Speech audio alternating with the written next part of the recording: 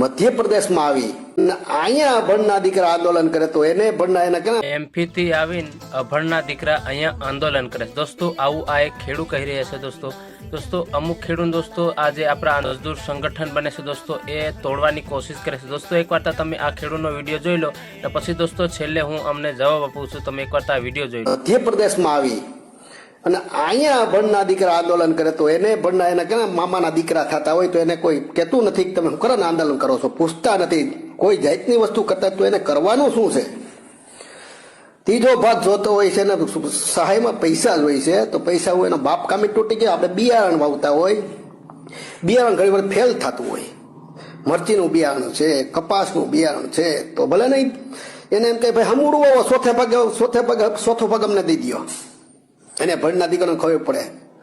પણ જો આપણે હિમાયતદારશું ને કોઈ પણ સમસો થાય, ખેડૂતમાં કોઈ સમસો થાય તો આપણને જેમ અંગ્રેજ સરકારે કોઠી નાખી એવી રીતે આપણો વારો કાઢવાના છે આ ભણવાના દીકરા. કારણ કે એનું સંગઠન કાયમથી કાંઈ મજબૂત થતું જાય.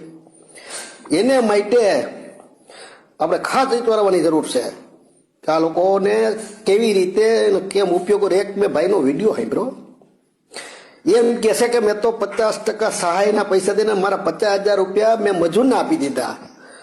અરે ભાઈ ભણનો દીકરો તો બહુ ખાવકાનો દીકરો હોય તો બીજું દે ને, અમે ક્યાં ના પાડી બધું વિડીયો પર શું કરે ને અવાજ. બીજું એક માણસ એમ કહે છે કે છોકરા એને રમાડવા પડે તો ભાગ્ય હસવાય. એટલે આ તને ખબર નથી તું છોકરા એના છોકરા રમાડાશે. કાં તો તારે એની લાઈન હોય ને કાં તારી ઘરવાળી મોતીના પેટની હોય, કાં તારી ઘરવાળી મોતીના પેટની હોય તું જ એના છોકરા રમાડે. ભાઈ તારે છોકરા રમાડીને એના શું છે. આવા વિડીયો ભણના દીકરા મૂકે કે ભાઈ છોકરા રમાડવા પડે તો જ ભાગ્યો ટકે. હવે આ હરામીના પેટનાને એટલી ખબર નથી કે એક સાવકાનો દીકરો થાય અને બીજાને કેટલા હેરાન કરે છે. બધા આપણે સાવકાના દીકરા ન હોય અને એ એમ કે લે મેં તો પગારમાં મારા પૈસા હતા 50% વળતર મારું અંગત દીધું 50,000 અને સહાયના જેટલા એટલે મારે દઈ દેવા છે.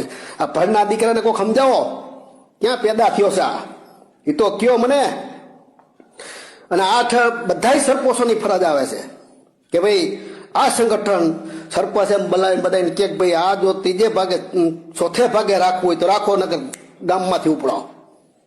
ખેડૂત કોઈ સમસો થવાનો જાય એને માટે આ મારે પાછો વિડીયો મૂકવો પડ્યો છે. જેમ બને એમ શેર કરી દો અને દરેક ખેડૂતને પોતે એવું રીતે આ પ્રશ્ન મારો જો જરાય હલકો નહીં લેતા.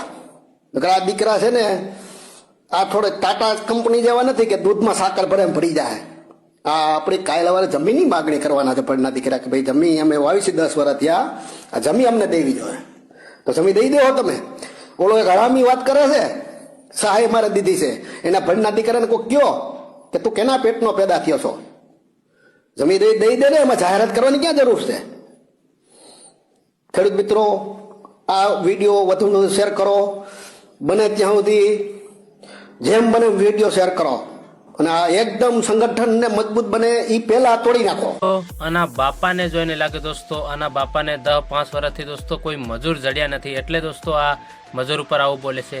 તમારી જેવા બધા ખેડૂત નથી હોતા દોસ્તો. અમુક ખેડૂત જે સાચા ખેડૂત હોય તે ખબર છે કે ભાગ્યને શું નથી પોસાતું. એ ભાઈ આ સહાય મળી છે એમાં પૈસા દેવા કે નથી દેવા એ બધા ખેડૂતને અમુક જે સાચા છે સમજુ ખેડૂત છે એમને ખબર છે. ને હા આ જે બીજા ખેડૂત છે જેમને પોસાતું નથી ને મજૂરને પણ પોસાતું નથી, મજૂર નથી રાખવો તે તમે દેતા નહીં ને એમને રાખવું પણ નથી તો આમાં મજૂર સંગઠન તોડવાની ક્યાં વાત થાય છે. ને દોસ્તો આ જે એક ભાઈ છે જે આપણા મજૂર ભેગા થઈને દોસ્તો જે આવેદનપત્ર આપવા ગયા એને દોસ્તો શું કહે છે એ પણ તમે એકવાર તમે.